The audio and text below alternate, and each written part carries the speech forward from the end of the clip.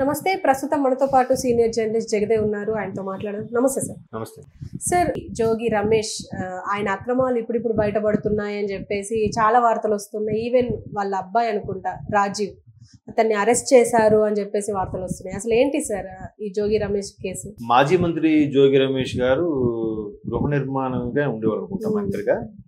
So ఇప్పుడు ఈయననే కాదు, వైసీపీ మంత్రులు చాలా మంది మాజీ మంత్రులు ఎవరైతే ఉన్నారో ఒక్కొక్కటిగా వ్యవహారం బయటకు వస్తుంది.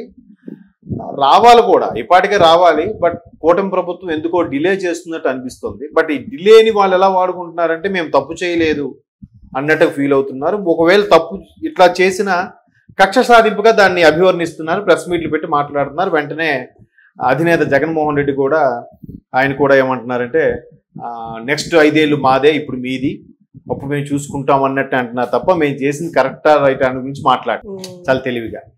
ఎందుకంటే వార్తల్లో ఉండాలి, ప్రజల్లో ఉండాలి, మనుగడ కోసం.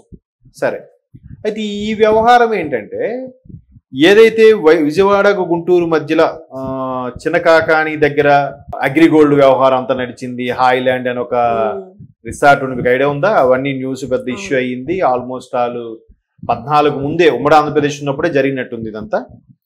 తర్వాత 14లో కూడా గవర్నమెంట్, టీడీపీ గవర్నమెంట్ వచ్చాక కూడా బాధితులకి న్యాయం చేస్తామని అన్నారు. మరి ఎంతవరకు న్యాయం చేశారనేది తెలియదు. అప్పుడు కూడా ఒక పెద్ద పలుకుబడి ఉండే వ్యక్తి కూడా దాన్ని కొంత న్యాయం చేశాడు, కొంత తన సొంతం చేసుకున్నట్టు కూడా వార్తల్లో చూసాం. అయితే దీన్ని ఆసరాగా తీసుకొని 2019లో జగన్మోహన్ రెడ్డి గారు అండ్ టీము మేము ప్రతిదీ చేసేస్తాం, మీకు రాష్ట్రం అభివృద్ధి చేసేస్తాం, డిఎస్సి ఉద్యోగాల తీసేస్తాం, ఈ ఈపీసీ సిస్టమ్ ఏదో ఉంది కదా అది సాల్వ్ చేసేస్తాం, నెక్స్ట్ అగ్రిగోల్డ్ గురించి బాధితులు భూములు ఉన్నారు కదా అవి కూడా మేము మీకు ఇప్పిస్తాం, అన్నీ ఇంకా మీరేం పెట్టుకోగల మొత్తం 25 మంది ఎంపీలు ఇవ్వండి, కేంద్రం మెడలు వంచేసి అన్ని తెప్పించేస్తాం. ఇంక మరి ఒకటే ఎలా ఏది లేదు కదా అంటే వాళ్ళకి తెలుసు. స్టేట్మెంట్ ఇచ్చారు, జనాలు కూడా అలాగే అమ్మో సరే పాపం ఒక్క ఛాన్స్ అంటున్నాడు కదా అని చెప్పి ఇచ్చి పట్టం కట్టారు. పట్టం కట్టిన తర్వాత ఇంకా పథకాలు ఇచ్చాను, తినండి, కూర్చోండి, సోమరితనంగా ఉండండి, మీరు ఎప్పుడు నేను ఇచ్చే చేయి పైది ఉంటుంది, ఇచ్చే కింద, మీరు అలాగే బతికేయండి, మీకు ఎందుకు నెక్స్ట్ 30 ఏళ్ళు జగన్మోహన్ రెడ్డి సీఎం. వాళ్ళు అప్పుడు చెప్పిన మాటలు.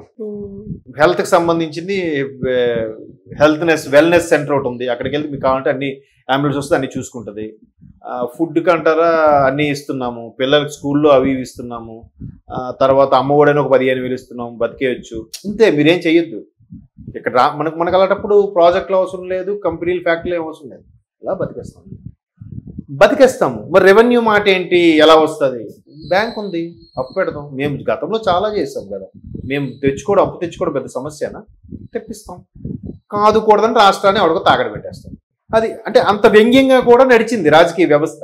అయితే ఇప్పుడు ఆ టైంలో ఉన్న నాయకులు కొంతమంది ఈ అగ్రిగోల్డ్ సంబంధించింది ఎవరెవరు ఉన్నారో వాళ్ళందరూ కూడా ఈ బాధితులకు ఇప్పిస్తామని చెబుతూనే చాలా వరకు మింగడమే కాకుండా వేరే వాళ్ళు కూడా అమ్మేశారంట.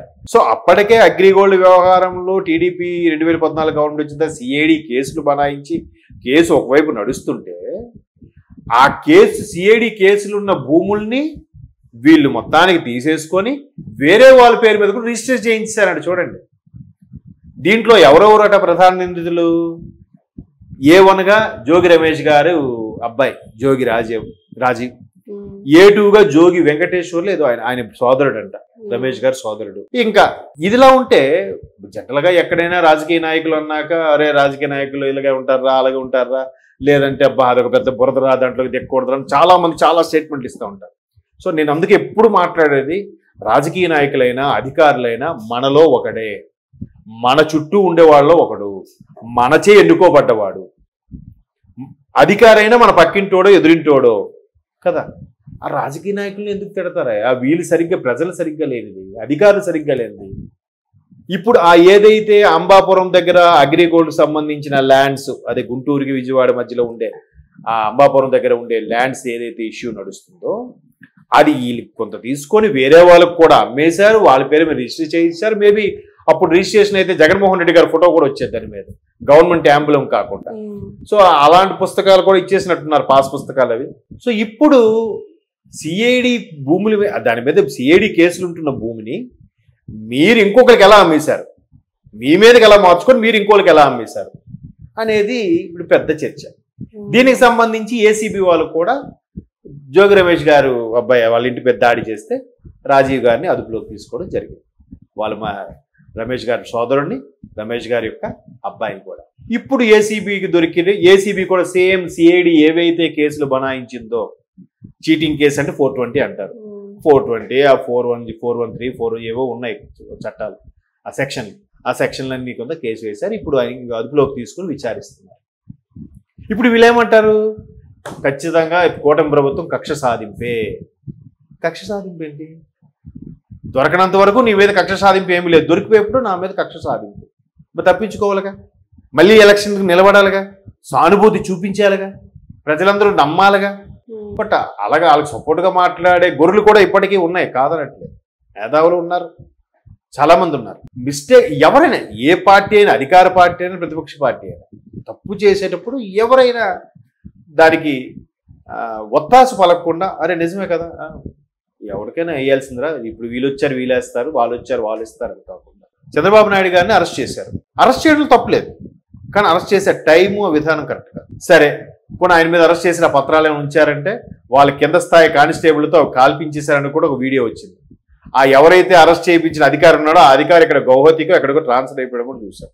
మరి ఏది మరి కేసు? ఊరికే నువ్వు చేసి పెట్టేవి నిలబడవు కదా, ఎన్నాళ్ళు దాగవు కదా.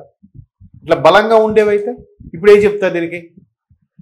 ఇప్పుడు జగన్మోహన్ రెడ్డి గారే 12 ఏళ్ల నుంచి బెయిల్ మీద ఉన్నారట.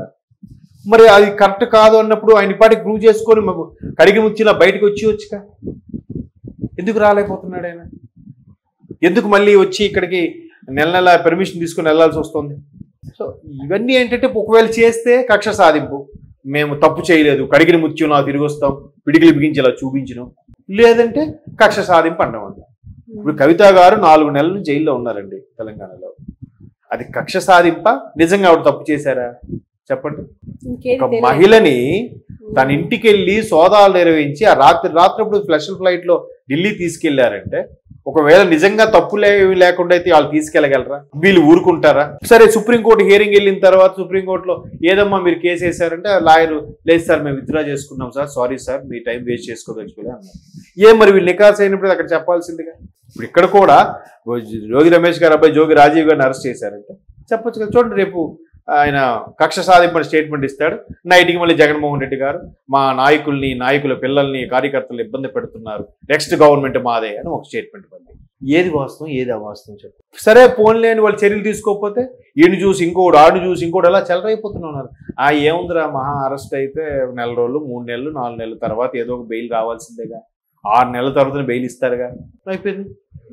అదంతా జప్తు చేయక్కర్లేదు, అదంతా ఎవరికి ఇవ్వక్కర్లేదు, ఎక్కడికి వెళ్ళిందో తెలియదు. ఆ కేసు పూర్తి అయ్యేసరికి ఇలా మనవడికి కూడా పెళ్లి అయిపోతుంది. దాన్ని వీళ్ళు ఈ విధంగా యూటిలైజ్ చేసుకుంటున్నారేమో అనిపిస్తుంది. చూద్దాం మరి జోగి రాజీవ్ నుంచి ఏసీబీ వాళ్ళు, యాంటీ కరప్షన్ బ్యూరో వాళ్ళు ఎటువంటి పత్రాలు సేకరించారు, ఏ ఇన్ఫర్మేషన్ లాగబోతున్నారు, ఇంకెందులో ఆయన జోగి రాజీవ్ గారు బాబాయ్ అయిన వెంకటేశ్వర ఎవరో ఉన్నారు, వీళ్ళతో పాటు ప్రభుత్వ అధికారులు కూడా ఉన్నారు. కామెడీ చూడండి, అంటే ఒక సర్వేయరు, ఒక తహసీల్దారు, డిప్యూటీ తహసీల్దార్, చూడండి మరి ఓన్లీ రాజకీయ నాయకులను అనేస్తాంగా.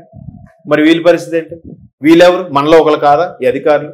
పోనీ రాజకీయ నాయకుడు ఏదో అని చెప్పాడే అనుకుందాం, ఆయన గడ్డి తినమన్నాడే అందాం, మీరు గడ్డి తినేయడమేనా? సో అలాంటప్పుడు రాజకీయ వ్యవస్థను ఎందుకు అందరం తోలనాడుతాం? అందరూ రాజకీయ వ్యవస్థను ఎందుకు తిడతాం? మనలో సారం లేదు, మనం సరిగ్గా లేదు, మారాలి. Okay sir, thank you.